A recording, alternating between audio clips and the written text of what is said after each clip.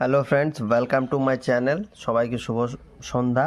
আশা করি সবাই খুব ভালো আছো, সুস্থ আছো। আমরা আলোচনা করছিলাম সমন্বয় সাধন দক্ষতা ক্লাস 4 বাংলা থেকে। সবার আমি ছাত্র, এই কবিতাটা আমরা চারটে পার্টে আলোচনা করছিলাম। প্রথম পার্টটা আলোচনা করা হয়েছে, আজকে আমরা সেকেন্ড পার্ট আলোচনা করব। ঠিক আছে, তা দেখো, প্রশিক্ষণ কেন্দ্রের নাম, শ্রেণী, শিক্ষার্থীর সংখ্যা, এগুলো যেমনটা দেবার দিয়ে দেবে, আমি আর কিছু বলছি না। এখানে দেখো, এদিকে বিষয় হচ্ছে বাংলা পাতাবার, একক হচ্ছে সবার আমি ছাত্র, কবির নাম হচ্ছে সুনির্মল বসু।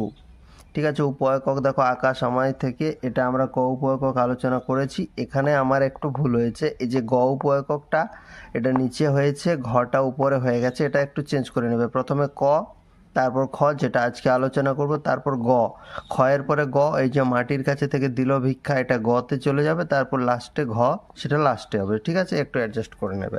আজকের পাঠ হচ্ছে সূর্য আমায় থেকে, খ উপএকক বেগে চলতে। আচরণাঙ্গ যেগুলো, শিক্ষার্থীর কাছ থেকে দৃষ্টান্ত গ্রহণ, শিক্ষার্থীর দ্বারা যথাযথ উদাহরণ, শিক্ষার্থীর দ্বারা অন্যান্য বিষয়ের সাথে সমন্বয় সাধন এবং সাধারণীকরণ।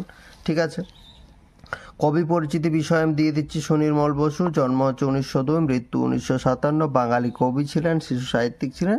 এক্সট্রা ইনফরমেশন যদি কারো জানা থাকে সেখানে একটু দিয়ে দিতে পারো। শ্রেণীকক্ষে প্রবেশ করে শিক্ষক মহাশয় প্রথমে শিক্ষার্থীদের সঙ্গে কুশল বিনিময় করবেন এবং তারপর তাদেরকে দুটি দলে বিভক্ত হয়ে যথাস্থানে বসতে বলবেন। শিক্ষার্থীরা শিক্ষক মহাশয়ের সাথে কুশল বিনিময় করবে এবং শিক্ষক মহাশয়ের নির্দেশ মতো দুটি দলে বিভক্ত হয়ে যথাস্থানে বসে পড়বে। ঠিক আছে, আচ্ছা, বিষয় দেখো, সূর্য আমায় মন্ত্রণা থেকে বেগে চলতে বিষয় লেখা হয়ে গেছে। এরপর শিক্ষক মহাশয় পাঠ্য বিষয় সংক্রান্ত ছবিটি শিক্ষার্থীদের দেখাবেন এবং নিম্নলিখিত প্রশ্নগুলি জিজ্ঞাসা করবেন। কবি কার কাছ থেকে, আচ্ছা এদিকে হয়ে গেল, শিক্ষার্থীরা মন দিয়ে ছবিটি দেখবে এবং শিক্ষকের প্রশ্নের উত্তর দেওয়ার চেষ্টা করবে।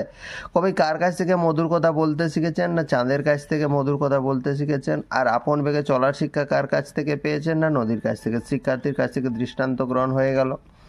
যেহেতু দেখো নদীর কথা চলে এলো, আমরা সাথে সাথে জিজ্ঞেস করে নেবো, আচ্ছা তোমরা কয়েকটা নদীর নাম বলো তো। নদীর প্রসঙ্গ যখন এসছে, ওরা বলবে গঙ্গা নদী, যমুনা নদী, সুবর্ণরেখা, দামোদর। সুবর্ণরেখা, দামোদর যেহেতু আমাদের এখানে কাছাকাছি থাকে, ছোটবেলা থেকে এই নামগুলো আমরা সচরাচর শুনে থাকি, সেজন্য গঙ্গা, যমুনা, সুবর্ণরেখা, দামোদর ইত্যাদি। শিক্ষার্থীর দ্বারা যথাযথ উদাহরণ এগুলো দেখো, এই গঙ্গা, যমুনা, সুবর্ণরেখা পাঠের মধ্যে কিন্তু এগুলোর কথা উল্লেখ নেই, কিন্তু যেহেতু নদীর প্রসঙ্গ এলো, আমি সেখান থেকে আমি এইটাকে আলোচনাটা করলাম, প্রাসঙ্গিক হয়ে উঠলো আর কি। আচ্ছা, তোমরা নদীর ইংরেজি প্রতিশব্দ বলতে পারবে? হ্যাঁ স্যার পারবো তো। রিভার ইংরেজি বিষয়ের সাথে সমন্বয় সাধন হয়ে গেল। তাহলে তিনখানা কম্পোনেন্ট আমার হয়ে গেল। প্রথম হচ্ছে শিক্ষার্থীর কাছ থেকে দৃষ্টান্ত গ্রহণ, শিক্ষার্থীর দ্বারা যথাযথ উদাহরণ এবং অন্যান্য বিষয়ের সাথে সমন্বয় সাধন।